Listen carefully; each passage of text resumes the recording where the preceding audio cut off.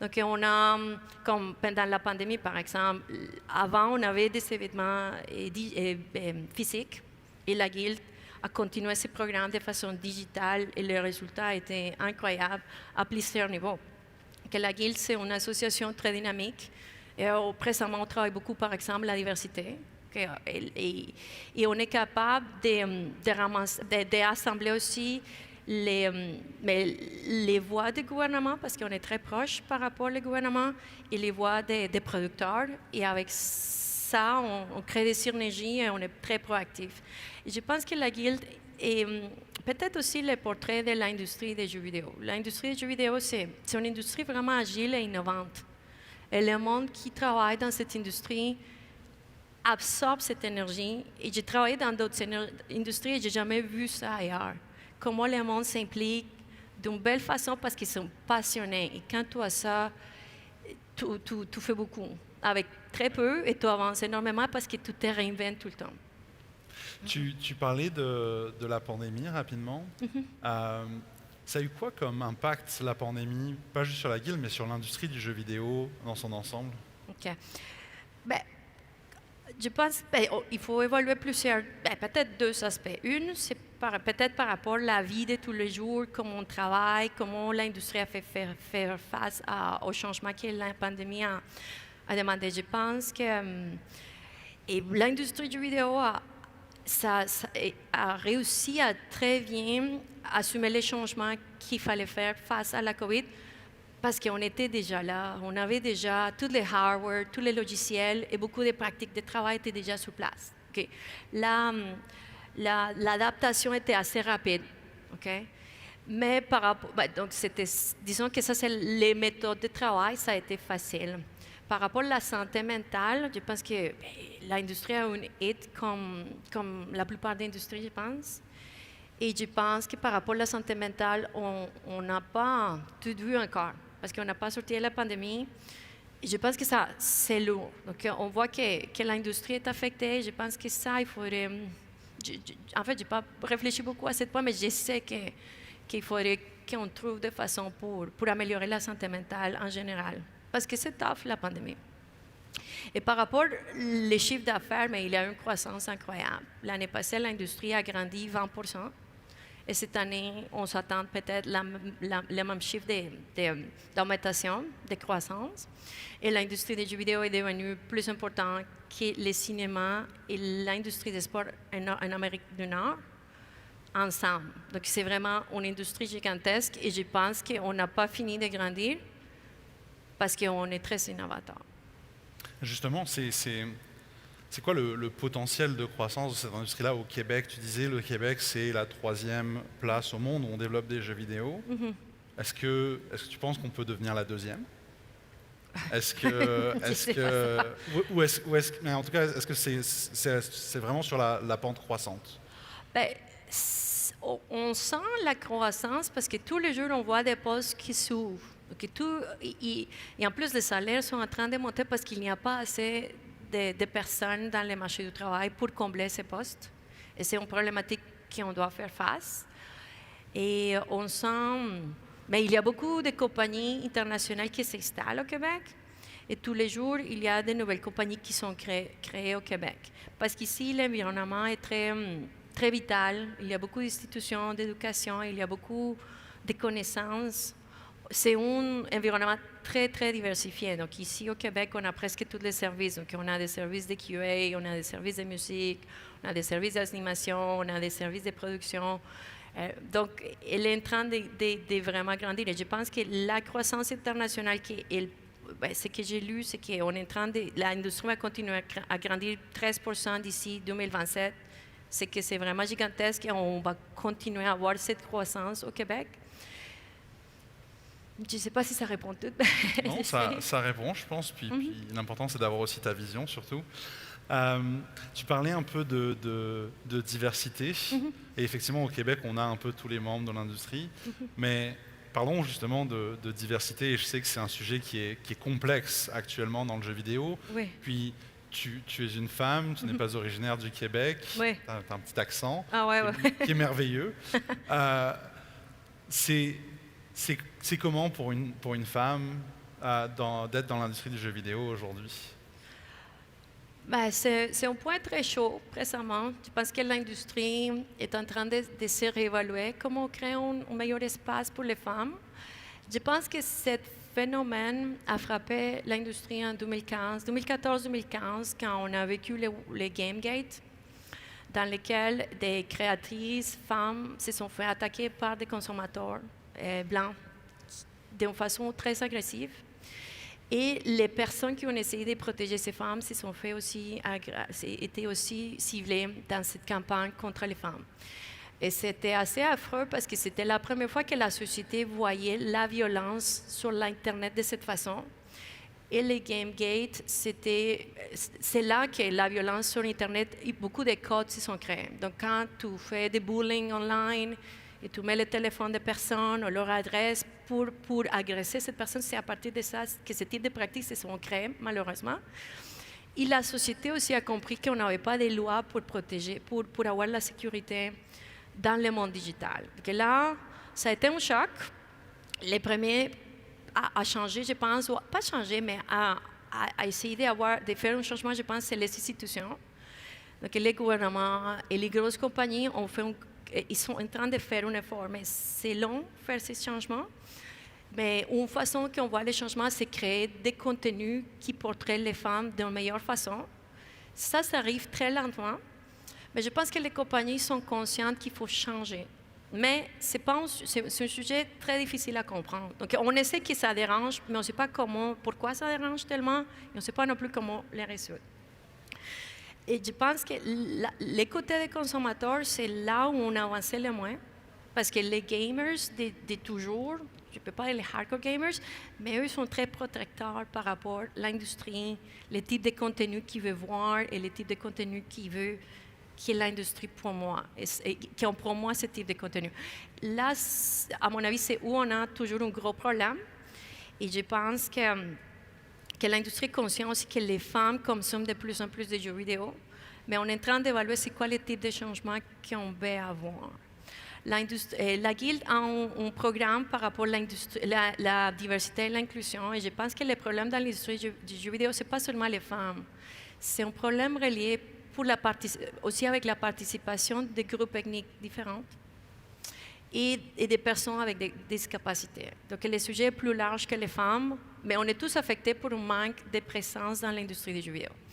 On voit que la présence des femmes est en train de s'améliorer. On a passé de 2016 à 13%, à 19% de participation des femmes dans les marchés du travail, mais on n'a pas fini. Je pense qu'il faut continuer à faire des efforts. Donc, je crois qu'il faut continuer à parler de cette problématique parce que je pense que les consommateurs ne sont pas conscients. Et comme je dis, c'est un sujet très difficile à comprendre et c'est long à résoudre ce type de problématique. Je pense qu'il faut continuer à donner la visibilité aux personnes qui réussissent dans l'industrie du jeu vidéo, les personnes qui sont différentes ou moins représentées, parce que ça a un impact impressionnant quand les jeunes essayent de choisir une carrière. Trouver des idoles, des personnes qui ont avancé dans leur carrière, c'est très important, c'est fondamental. Je pense que le gouvernement doit continuer à promouvoir des programmes pour créer des espaces pour les personnes qui sont différentes. Et parce que je pense que la formule d'avant, c'était on va rien faire, ça va être les talents. Mais non, il faut créer des opportunités, il faut faire ça pendant très longtemps pour avoir une différence. Ça va être un ou deux générations avant qu'on puisse avoir des résultats concrets. Et quoi de plus? Je pense que si on continue comme ça va être bon. Ouais. C'est un sujet dont je pense qu'on pourrait parler pendant des heures. Ah ouais. Il y a beaucoup à dire et beaucoup à faire encore. Ouais. Et c'est pas simple. Il me reste quelques questions pour toi. Je surveille un peu le temps aussi quand même. Ouais. Une chose dont je veux absolument qu'on parle avant de descendre de scène, c'est le Megamix. Parce que ça s'en vient la semaine prochaine. Ouais. J'aimerais quand même que tu nous dises rapidement, c'est quoi le Megamix? Le Megamix, c'est l'exposition, la convention des jeux vidéo la plus grande au Canada. Ça se passe à Montréal, la semaine prochaine du 9 au 14 novembre. Cette année, c'est un exposé uniquement virtuel. avant la pandémie, c'était physique, évidemment. Et dans le Megamix, tu as un côté pour les consommateurs, comme un côté aussi pour le développement d'affaires. Donc, on a des conférences, et le public est invité à participer, et les conférences sont très techniques avec des personnes très talentueuses. Donc, les catalogues de conférences sont très intéressants et impressionnants. On a toujours de bons conférenciers et beaucoup de choses à apprendre. On a des vitrines pour les jeux de vidéo locaux et certains des jeux aussi internationaux. Donc, pour le public qui est intéressé de voir les productions québécoises, ils vont être en vitrine pendant les Megamix. Et aussi, on a des salons pour des salons de rencontres pour le développement d'affaires business to business. Ouais, ça a l'air très intéressant en tout cas. C'est très intéressant. Puis je pense que c'est aussi un événement pour y avoir été avant la pandémie qui est très utile et intéressant pour une grande partie de notre audience à Campus Party. Donc on vous invite à aller voir de quoi ça a l'air, bien évidemment. Avant qu'on parte, une autre chose dont je voudrais qu'on parle, comme tu le disais, le jeu vidéo, ça innove beaucoup, ça bouge très très vite. Ouais. Et ce qui se passe dans les industries qui grandissent très vite, qui bougent très vite, c'est qu'il y a des métiers qui apparaissent aussi et qui n'existaient pas il y a 6 mois, il y a 1 an, il y a 2 ans. Ouais. C'est quoi ces métiers-là qui sont en train d'apparaître dans l'industrie du jeu vidéo aujourd'hui? Évidemment, tous les changements technologiques amènent des nouvelles, je ne dirais pas des nouvelles métiers, mais c'est des nouvelles expertises. Parce qu'on a besoin de programmeurs. Et les programmeurs, on a toujours eu besoin, on probablement va avoir toujours besoin de programmeurs, mais c'est connaître les nouvelles technologies. Récemment, on parle beaucoup de blockchain, par exemple, et on est en train de voir c'est quoi les applications du blockchain dans les jeux vidéo. Et il y a des plateformes qui réussissent énormément comme Roblox, mais il y a d'autres types de produits qui sont en train d'apparaître. Donc, la technologie est blockchain. Je pense qu'un phénomène qu'on va commencer à entendre parler beaucoup plus, et on l'a entendu récemment, c'est beaucoup les metaverses. Mais ça, c'est pas une technologie, mais c'est plus qu'une technologie, c'est l'union de plusieurs éléments qu'on utilise beaucoup aujourd'hui de façon indépendante, mais on va les mettre tous ensemble. Et je pense que l'industrie va s'en aller vers ça.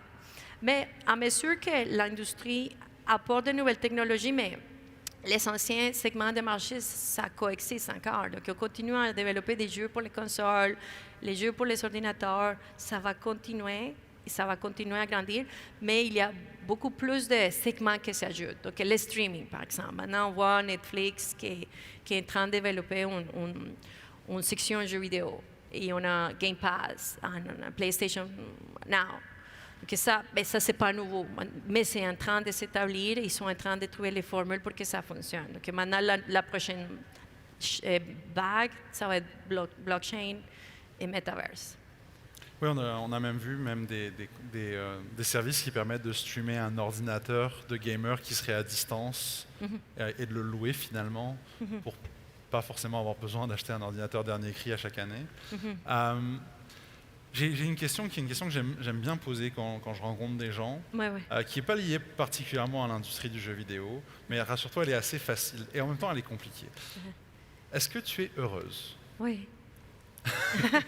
oui, je suis. Ben, parfait, c'était ça ma question. Écoute, c'est une question qui peut être très simple comme très compliquée. Je suis ravi que tu le sois. Je pense que c'est important aussi de rappeler à nos participants que dans nos carrières, on arrive à être heureux et on arrive à trouver comme quelque chose qui nous anime.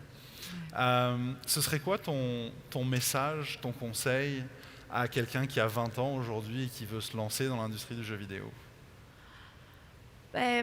Comme je le disais avant pendant l'interview, je pense qu'on parle toujours de passion et c'est un peu flou, mais je pense que idéalement, tu trouves ta passion. Et le monde en jeu vidéo, c'est des personnes passionnées. Et dans les jeux vidéo, on a besoin vraiment de beaucoup de différents métiers. Donc, il y a de la musique, il y a de l'écriture, il y a des game design, il y a des artistes, la 3D, la 2D. De la programmation, les QA, les développements d'affaires, le marketing, c'est complexe. Ça prend des équipes multidisciplinaires pour développer des jeux vidéo. Donc, c'est possible de trouver une place en jeu vidéo si tu es passionné par rapport à ça. Et c'était quoi la question? C'est comment... Ce serait quoi ton conseil pour... Mon conseil, c'est développer ton craft. Si tu aimes ça, idéalement, tu trouves ta passion, mais c'est pas grave si tu ne la connais pas, essaye des choses. N'aie pas peur d'essayer les choses. Et je pense que moi, j'ai jamais eu peur. J'ai jamais laissé que la peur m'arrête à faire quelque chose. Peut-être c'est à cause de ça que je m'ai rendue à l'industrie du vidéo en étant immigrant, en étant femme. J'ai jamais vu des limites. Mais je pense qu'il faut pas laisser que sa peur détermine nos décisions. Il faut y aller vers ce qu'on aime et on va trouver la façon de faire. Je pense qu'on trouve toujours les façons de s'en sortir. Mais idéalement, tu aimes qu'est-ce que tu fais. Parce que là, si tu fais ça, tu vas être heureux et tu vas donner beaucoup plus. Parfait. Écoute, il nous reste 1 minute. Je propose que pour conclure un peu tout ça, tu me dises comment est-ce qu'un étudiant qui voudrait s'impliquer dans la guilde, en fait, pas juste dans l'industrie, mais dans la guilde, est-ce qu'il y a la place pour les étudiants dans la guilde aussi? Et comment est-ce qu'ils peuvent s'impliquer? Comment est-ce qu'ils peuvent vous soutenir, vous aider? Mais Megamix, par exemple, on cherche des volontaires, beaucoup de bénévoles pour que ce type d'événement arrive. C'est sûr que cette année, c'est plus digital, mais l'année prochaine, on va avoir au Megamix et probablement au Palais des Congrès, je ne sais pas où. C'est une façon de s'impliquer et il y a beaucoup d'événements qu'on faisait avant la pandémie. Après la pandémie, on va relancer les événements. Donc, suivez-nous dans nos réseaux sociaux et participez dans nos événements. C'est la façon dont vous allez comprendre plus l'industrie des vidéos. Et on est vraiment amical. C'est facile de parler avec le monde, ouvrir des portes si tu fais des contacts. Donc, venez nous voir et participer dans nos événements. C'est la porte d'entrée, je pense. C'est le meilleur conseil. Parfait. Merci beaucoup d'avoir été avec nous, Angela. Je t'invite à quitter la scène. Oui, merci à toi. Et puis, moi aussi, je vais sortir de scène. Je vais te suivre juste après. Je vais y aller, il n'y a pas de problème. Je vais appeler ma collègue, ma co-animatrice préférée, Laura Biston. Merci de monter sur scène. Good morning, everybody. Welcome back to Campus Party Canada, third and final day. I'm very excited to welcome our next guest to the stage. She's joining us from the Linux Foundation. Hillary Carter is VP of Research and has recently launched the Linux Foundation